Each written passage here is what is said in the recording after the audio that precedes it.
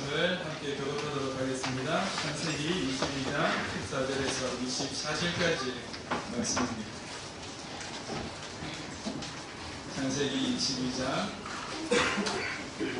14절에서 24절까지 말씀이고요. 성경 28면 진맥입니다.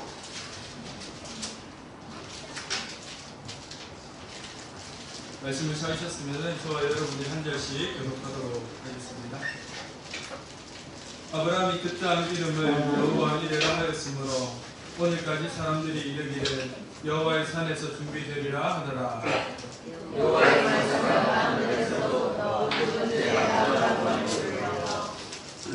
이르시되 여호와께서 이르시기를 내가 나를 가리켜 맹세하노니 내가 이같이 행하여 내 아들 내 독자도 아끼지 아니하였은즉 내가 내게 큰 복을 주고 내 씨가 그의 번성하여 하늘의 별과 같고 바다의 모래와 같게 하니 내 씨가 그의 적의 소문을 찾아내리라. 또 내 씨로 말미암아 천하 만민이 복을 받으리니 이는 내가 나의 말을 준행하였음이니라 하셨다 하니라. 이에 아브라함이 그의 종들에게로 가서 함께 떠나 그의 이르러 거기 거주하였더라. 이 일 후에 어떤 사람이 아브라함에게 알리어 이르기를 밀가가 당신의 형제 나홀에게 자녀를 낳았다 하였더라. 그가 아들은 구스요 구스의 형제는 구스와 아라를 아버지 에미엘과 게셋과 하소와 빌다스와 이들랍과 구두엘이라. 이 여덟 사람은 아브라함의 형제 나홀의 아내 밀가의 자손이며 구두엘은 밀가를 낳았고 함께 있습니다. 나홀에서 루마라 하는 자도 데바와 가함과 다스와 마라를 낳았더라. 아멘. 우리 연초에 맥시인 성경 읽기라고 하는 걸 이제 시작을 했는데 여러분들 열심히 읽고들 계시지요? 네. 우리 읽으시고 한 달 동안 이렇게 한 줄 한 줄 읽었던 자리를 표시하시고 1월달 사진을 찍어서 저에게 톡으로 보내주시는 건 여러분들 숙제입니다. 실은 뒤에다가 벽에다가 커다란 그래프를 하나 만들어가지고 이름도 좋고 스티커도 많이 붙이려고 했는데 혹시 또 시험 드는 분이 계실까봐 그냥 제 컴퓨터에 표를 하나 만들어 놨습니다.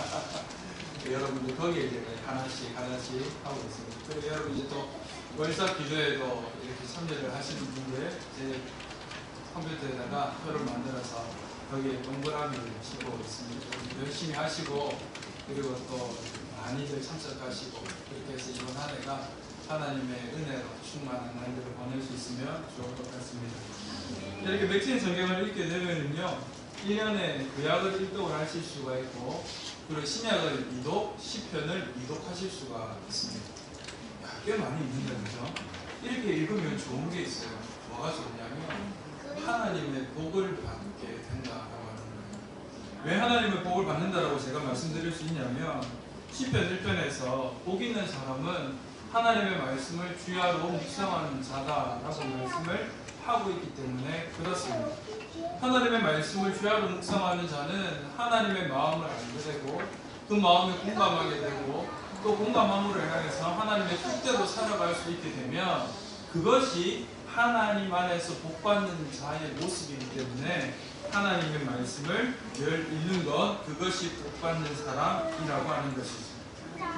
그런데요 성경을 읽어가다 보면 좀 이상한 것들이 있습니다. 어떤 것들이 있냐면 문맥상 이게 왜 나왔지? 라고 하는 그런 부분들이 있어요. 오늘 우리 본문도 마찬가지거든요. 오늘 우리 본문이 여러분들은 창세기 22장의 본문의 전반적인 이야기와는 조금 다른 이야기가 있어요. 어떤 이야기냐면 우리가 읽었던 그 20절 이후에 나홀의 족보 이야기가 좀 이상합니다.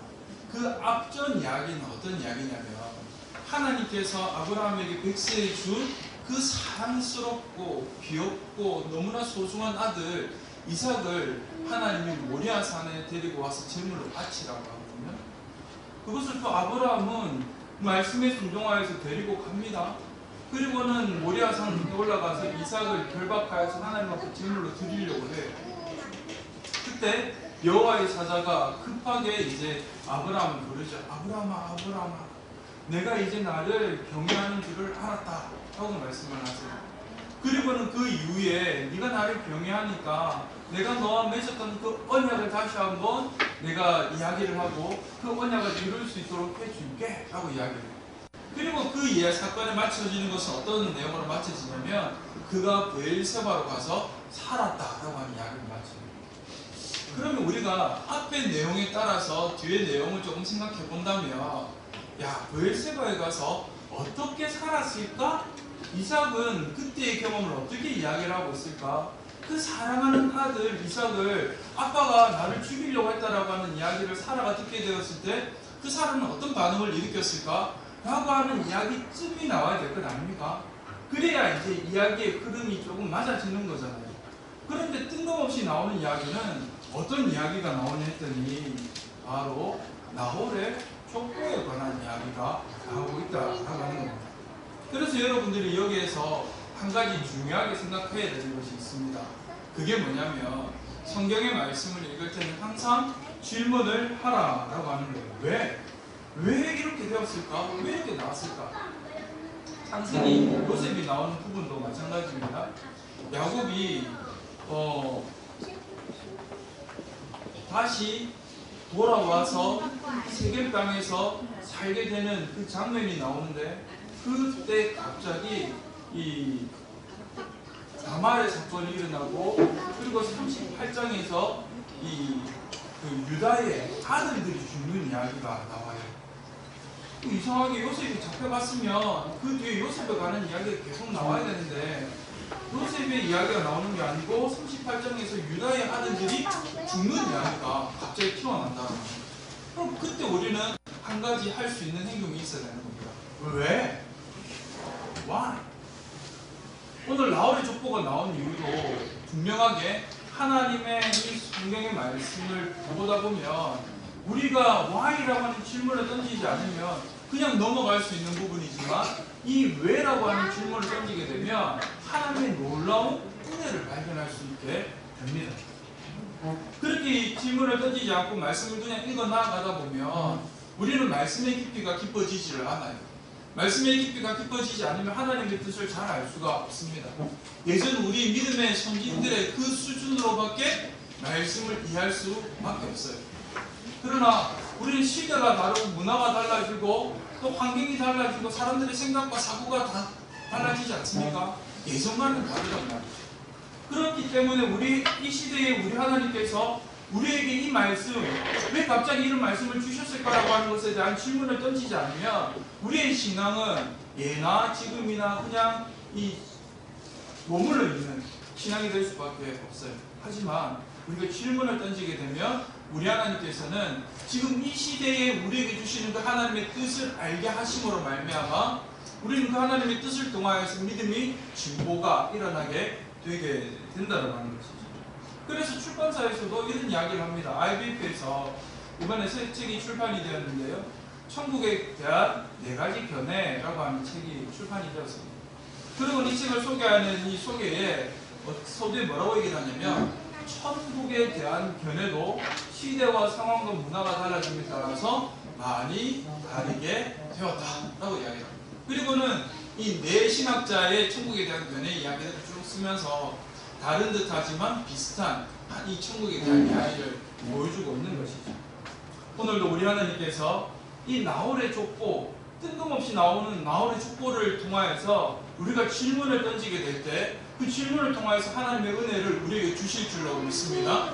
비록 그 질문은 제가 했고 제가 한 질문이지만 목사가 예배를 준비하면서 설교를 준비하면서 질문을 했다라고 하는 것은 우리 성도들에게도 당연히 그 질문이 일어나게 될 수 있을 것이고 그 질문을 이해하게 될 때 제가 받은 은혜 여러분들도 함께 누릴 수 있게 되는 것 아니겠습니까? 오늘 이 질문을 우리가 한 2가지 정도를 던지게 될 텐데 질문을 통하여서 하나님의 은혜를 또 깨닫게 되고 하나님의 뜻을 발견함으로 인하여서 이 땅의 삶을 잘 살아갈 수 있는 저와 여러분들이 되시기를 주님의 이름으로 축복합니다. 첫 번째 질문이 뭐냐? 라고 하는 거예요. 왜 나홀이며 왜 그의 족보가 족보가 나왔을까? 라고 하는 질문을 던질 수밖에 없습니다. 이 질문에 대해서 이 답을 좀 찾기 위해서는 창세기 9장으로까지 넘어가야 됩니다. 창세기 9장에 어떤 내용이 나오냐면 앞에 홍수의 심판이 있지 않습니까? 홍수의 심판 이후에 노아가 아라랏산에 정착을 하면서 포도나무를 심고 포도주를 먹게 돼요. 그리고는 그 포도주를 먹고 취하여서 벌거벗고 잠을 자게 됩니다. 그때 이제 이 마지막 아들이 함이 아버지의 벗은 모습을 보고 자기 형제들인 셈과 야벳에게 이야기를 하죠. 그때 셈과 야벳은 뒷걸음질 쳐서 아버지의 벗은 몸을 보지 아니하고 아버지의 벗은 몸을 덮어주는 그런 일이 있게 됩니다. 그때 노아가 이 아들들에게 축복과 저주를 하는데요. 함에게는 야벳과 셈을 섬기는 자가 될 것이라고. 그리고는 그 함의 자녀 중에 누가 나오냐면 가나안이라고 하는 자예요. 성경에서의 이 이름이라고 하는 것은 족속의 이름이기도 하지만 그 지역의 명이 됩니다. 그러니까 이 가나안이라고 하는 함의 자손은 어디에 살고 있는 사람이냐 했더니 가나안 땅에 살고 있는 사람을 말하는 겁니다. 그런데 이 가나안을 누가 다스릴 거라고 이야기를 하냐면 셈이 다스리게 될 거라고 이야기를 합니다. 그런데 그 셈이 누구냐면 바로 아브라함의 조상인 거예요. 아브라함이 어떤 사람입니까? 하나님의 언약을 받은 사람, 하나님으로부터 복을 받은 사람, 하나님의 그 언약을 통하여서 모든 민족의 아버지가 될 것이다라고 하는 그런 복을 받은 사람 아닙니까? 그런데 그 복의 사실상의 시발점은 어디로부터 시작이 되니 했더니 셈으로부터 시작된 이야기였다라고 합니다. 그리고는 그 셈으로부터 시작된 이야기, 아브라함이 가나안으로 갈 수밖에 없었던 그 사명은 먼저 누구에게 주어지냐면 창세기 11장에 나오는 자기 아버지 데라에게 주어짐을 볼 수가 있어요. 창세기 11장이 셈의 족보에 대한 이야기가 쭉 나오게 됩니다. 그리고는 아브라함의 아버지 데라의 족보에 대해서 나오는데 데라가 우르를 떠나 하란에 정착을 하게 되는데 그 하란에 정착할 때 그때 사실상 그 정착지는 하란이 아니었음을 보게 됩니다. 하란이 아니라 그 정착지는 어디냐면 바로 가나안이라고 합니다. 데라가 가나안을 향하여 가다가 하란에 머물러 그곳에 정착하였더라라고 하는 말씀이 나오는 것이죠. 그래서 이 언약이라고 하는 아브라함에게 주어진 언약이라고 하는 그 언약의 시작점이 어디로부터 나오냐 했더니 셈으로부터 나와서 아버지 데라에게로, 그리고 데라에게서 실패하니 그 다음에 아브라함에게 하나님의 사명이 전가됨으로 인하여서 아브라함이 가나안이라고 하는 땅으로 가게 되었다라고 하는 것이죠. 그러면 이 아브라함의 그 아버지 데라에게는 다른 형제들도 있는데 왜 나홀이었을까? 라고 하는 질문을 또 할 수 있죠. 왜 나홀인가 했더니 아들 중에 한 명이 죽습니다. 하란이라고 하는 아들이 있는데 우르에서 아버지 데라보다 먼저 죽게 돼요. 그래서 남아있는 아브라함의 형제는 나홀밖에 없습니다. 나홀밖에 없으니까 나홀의 족보가 나오는 것이고 이 나홀은 누구의 자손이라고요? 셈의 자손이기 때문에 나홀 역시 하나님의 언약의 백성에 속해 있는 사람이라고 하는 거죠. 아브라함을 하나님께서 부르시고 그리고는 그에게 명령하십니다. 너로 인하여서 내가 모든 민족의 아버지로 삼겠다. 하늘의 별과 같이 바닷가의 모래와 같이 수많은 족속이 너로부터 나타나게 될 것이다. 그런데 한 가지 조건이 있어. 그게 뭐냐면 다른 사람으로서가 아니라 너와 사라를 통하여서, 즉 언약의 백성들을 통하여서만 나는 씨가 너의 씨야. 하나님 말씀하셨다라고 하는 것이죠. 그래서 알게 되는 두 번째 질문이 있어요.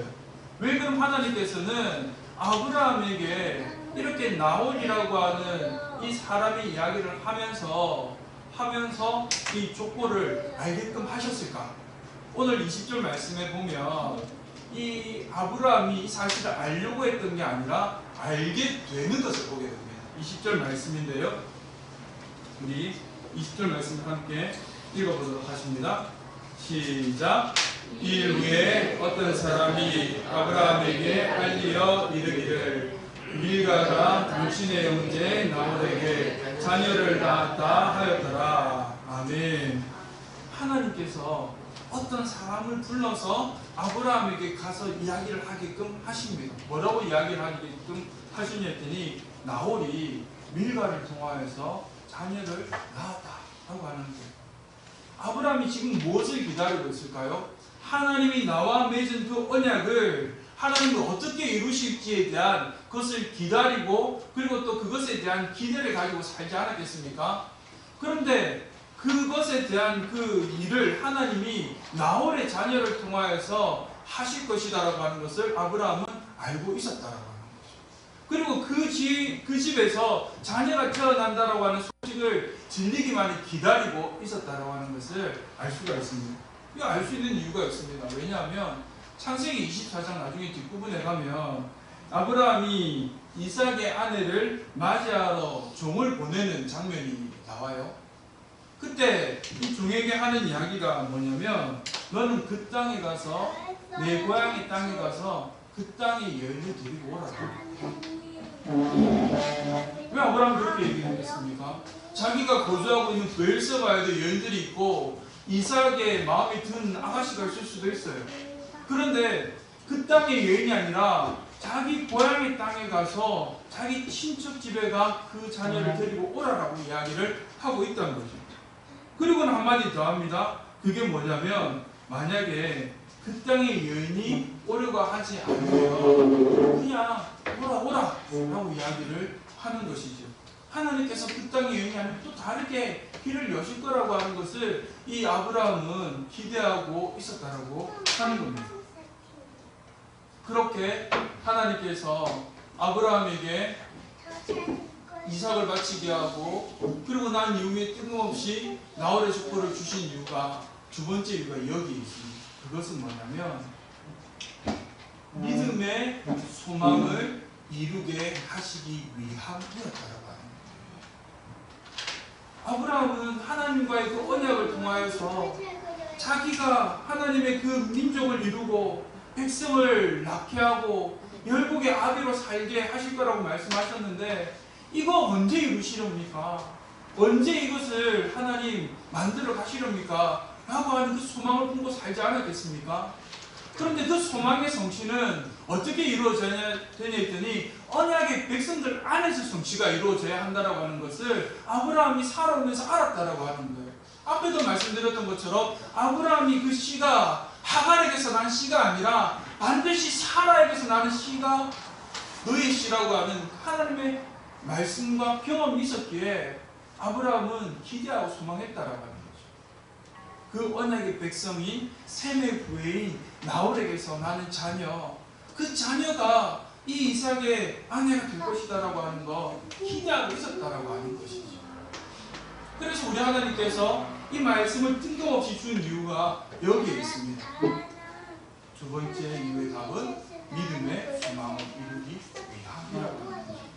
오늘도 우리는 믿음으로 살아가는 사람들입니다. 오늘도 우리가 이 땅 가운데 살아가는 인생들입니다. 믿음으로 살아가는데 우리가 알 수 없는 정말 평탄하고 좋고 기쁘고 행복한 삶들만 이루어지면 좋은데 우리가 알 수 없고 이해할 수 없는 다른 사건들도 많이 일어나게 될 수밖에 없어요. 계속해서 제가 두 주에 연속해서 말씀하지 않습니까? 믿는 사람이라고 고난 안 당하는 거 아니라고. 믿는 사람도 고난 당할 수 있다라고 하는 거예요. 평탄한 삶을 살다가 고난이 오게 될 때 우리 성경을 읽을 때처럼 우리 하나님 앞에 질문할 수 있어야 돼요. 왜요 하나님? 왜 우리에게 이런 고난을 주십니까? 왜 우리에게 이런 절망을 주십니까? 왜 우리에게 이 절망을 주심으로 인하여서 하나님 하시고자 하는 일이 무엇입니까? 라고 질문할 수 있어야 한다라고. 그렇게 질문하게 될 때 우리 하나님께서 그 질문의 답을 주시는데요.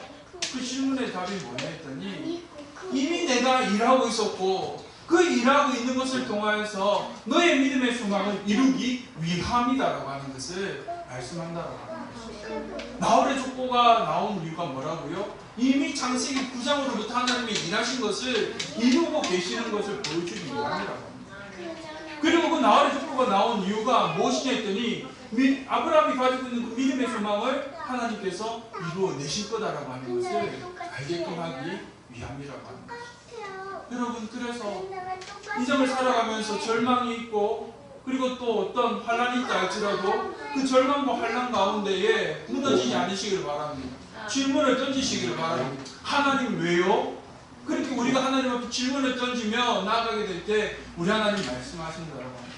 내가 너를 위하여 일하고 있음을 보고 그리고 또 넌 너의 믿음의 소망을 이루는 것을 내가 알게 하리라 라고 하는 하나님의 음성이 들리게 된다라고 하는 것이죠. 그 음성을 듣는 저와 여러분이 되시기를 주님의 이름으로 간절히 축원합니다. 그럼 그 음성을 어디서 들을 수 있느냐 라고 했더니 하나님 앞에서 들을 수가 있습니다. 우리 새벽기도 시간에 출애굽기 말씀을 함께 나누고 있어요. 우리 지난 주중에 출애굽기가 29장에 관한 말씀이었습니다. 전체적으로 29장의 말씀이었는데 그때 말씀이 이 제사장 위임식에 관한 말씀으로 29장이 전체가 다 되어져 있어요. 그런데 마지막에 제사장이 해야 되는 반드시 해야 되는 일이 있었는데 그게 뭐냐면 상번제라고 하는 일입니다. 상번제는 뭐냐면 매일매일 드리는 번제를 상번제라고 해요. 하나님께서 제사장들에게 말씀하실 때에 그 상번제를 어떻게 드리라고 하냐면 두 순양을 잡아서 한 마리는 아침에 또 한 마리는 저녁에 이렇게 해서 예배가 빠지지 않도록 하라. 하나님 앞에 나오는 일을 빠지지 않도록 하라 라고 말씀을 하셨어요. 그것이 이제 상번제라고 하는 겁니다. 그런데 오늘날 우리가 살아가면서 상번제 드릴 수 있습니까? 순양을 잡아가지고 피를 쏟고 가죽을 벗기고 각을 두고 내장을 빼내고 똥을 치우고 이렇게 해서 하나님 앞에 제사를 지낼 수 있나요? 그럴 수 없죠. 그래서 우리 교회에서 하고 있는 게 뭡니까? 상번제 기도라고 하는 것을 하고 있는 겁니다. 아침 8시, 저녁 9시 제가 기도문을 적어서 여러분들에게 카톡으로 보내드리는 것이죠. 그렇게 보내드리는 이유가 뭐냐면 여러분들의 인생 가운데 하나님의 음성을 듣는 자리가 마련되기를 위함이라고 합니다. 그렇게 상번제를 드리게 될 때 하나님은 말씀을 하십니다. 너희가 이 상번제를 드리는 그 자리에서 내가 너희에게 나의 이야기를 들려줄 것이다 라고 말씀하고 있기 때문에 그런 것이죠. 여러분, 제가 아침에 보내드리고 저녁에 보내드리고 하는 거 참 수고스럽죠. 어떤 분은 제가 그렇게 한다고 하니까 아유 목사님 카톡에도 예약 기능이 있어요. 예약 기능이 있어가지고 예약해서 놔두면 지가 알아서 날아가는 건 무슨 아침마다 저녁마다 그렇게 보내고 계세요. 그런데 저는 그렇게 하기 원하지 않습니다. 왜냐하면 저는 저희 성도들과 함께 그 시간을 공유하고 싶거든요. 비록 자리는 떨어져 있지만 함께 기도의 제목으로 그 하나님의 음성을 하나님 앞에 기도함으로 하나님의 음성을 듣는 시간을 공유하고 싶거든요. 그래서 늘 알람을 맞춰놓고 있습니다. 알람을 맞춰놓고 그 알람이 울리면 제가 기도문을 보내드리는 거죠. 사랑하는 성도 여러분, 사랑하는 우리 여러분께 성도 여러분, 여러분들의 인생이 믿음의 삶을 살아가는데 녹록지 않은 인생을 살아간다라고 해서 굳이 결코 절망하지 않으셔도 됩니다. 절망 대신에 하나님께 이유를 물어보시길 바랍니다. 그러면 우리 하나님께서는 우리에게 그 이유에 대하여 답을 주시는 분이십니다. 그리고 그 답을 찾기 위해서 우리가 해야 될 것은 하나님을 만나는 그 자리에 매일같이 나가야 한다라고 하는 것이죠. 우리가 매일같이 나가는 그 자리에서 우리 하나님께서는 말씀하여 주신다라고 하는 것이죠. 내가 이런 이유 때문에 너에게 지금 이것을 허락하였다. 네가 이것을 잘 견뎌 나아가고 이것을 통해서 너의 믿음이 성장한다면 너는 이것을 이루게 될 것이야 라고 하는 믿음의 소망을 우리 하나님께서 우리에게 보게끔 하여 주실 거라고 합니다. 우리 지난 2주간의 말씀을 나누면서 믿음의 인내에 관한 말씀을 드리지 않았습니까? 믿음의 인내를 이루는 가장 마지막 조건이 뭐냐면 소망을 품는 거라고 합니다. 기도의 자리에 나가서 하나님이 나의 삶의 방향을 이끌어 주실 때 그 삶의 방향대로 나는 하나님과 함께함을 믿습니다라고 하는 그 믿음으로 나아가지만 그 믿음의 뒷자리에 소망이 빠져 있으면 그 믿음의 인내는 순간순간 좌절하고 절망할 수밖에 없어요. 아브라함을 통해서 우리가 알 수 있는 것 아닙니까? 아브라함 하나님께서 창세기 12장에서 불렀습니다. 내가 너로 모든 민족을 창대케 하리라라고 말씀을 하셨어요. 그런데 하나님께서 말씀을 하셨는데 들어주지 않으니까 실족하고 넘어집니다. 그래서 뭘 합니까? 그 땅에 머물라라고 하셨는데 그 땅을 버리고 애굽으로 그랄로 떠나버리지요. 그리고 사라를 통하여서 씨를 낳을 것이라고 했는데 그렇지 아니하고 하갈을 맞이하여서 이스마엘을 낳게 되지요. 왜 그렇습니까?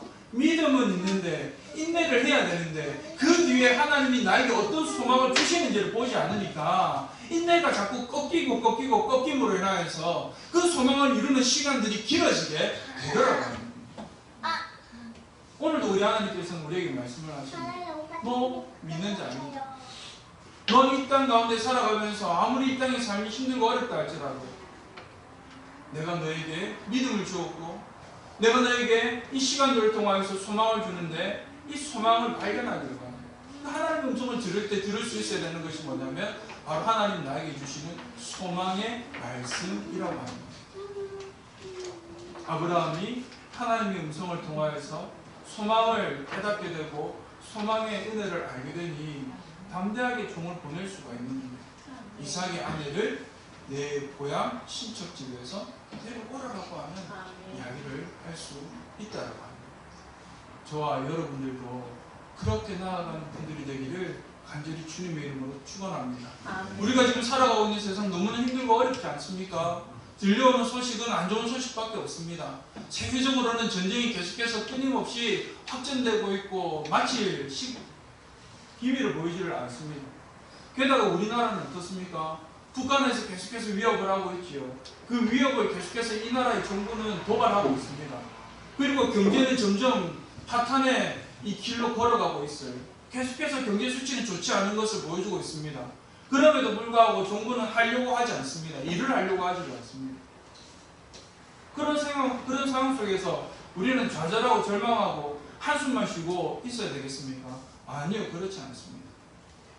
우리 하나님 앞에 왜 하나님 우리에게 지금 이 시기를 경험하게 하십니까? 왜 이 시간을 우리로 걸어가게 하십니까? 이유를 물어보시고 기도의 자리에서 하나님이 우리에게 주시는 소망의 음성을 들을 수가 있어야 하는 거예요. 그 소망의 음성을 듣고 우리가 나아가게 될 때 우리 하나님께서는 우리에게 하나님의 귀한 이 소망의 열매들을 맺게 해주실 줄로 믿습니다. 우리 이 시대와 비슷한 삶을 살았던 이 신약의 사람들이 있어요. 그 사람들이 누구냐면 데살로니가 교회 사람들이에요. 복음을 받아들이고 그리고 또 예수 그리스도를 믿음으로 말미암아 자기들은 이제 천국을 바라보고 주님께서 오시라면 기다리고 있는데 주님이 오시지 않는 것. 우리도 마찬가지 아닙니까? 주님 오실 날 기다리고 있는데 주님은 오시지 않고 이 땅의 삶은 점점 피폐해져가요. 이 데살로니가 교인들이 그랬어요. 주님 오실 걸 기다리고 있는데 주님은 오지 않냐고 로마의 핍박은 더 거세서만 가는 겁니다. 그래서 사람들이 배교를 하는 사람들도 생기게 되고 그리고 또 모든 일상의 삶을 놓아버리고 주님 오신 날만을 기다리며 들어가 있는 사람들도 있게 되죠. 그때 사도 바울이 그들을 향하여서 이렇게 이야기를 합니다.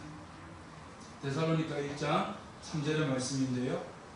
너희의 믿음의 역사와 사랑의 수고와 우리 주 예수 그리스도에 대한 소망의 인내를 우리 하나님 아버지 앞에서 끊임없이 기억합니다. 아멘. 믿음의 역사는 소망의 인내를 통하여서 이루어진다라고 하는 거예요. 오늘도 우리 인생 앞에 좌절하지 마시고 절망하지 마시고 우리 하나님 앞에 기도하는 자리에 나아가서 주의 음성을 들음으로 말미암아 하나님께서 우리에게 주신 소망으로 인하여서 믿음의 인내의 열매를 맺는 그 하나님 역사를 바라보는 경험하는 저와 여러분들 되시기를 간절히 주님의 이름으로 축원합니다. 이것이 이 땅을 지금 살아가는 우리의 삶의 자세인 겁니다. 그 삶으로 나아가는 저와 여러분들 되시고 결단하는 시간이 되기를 간절히 소망합니다.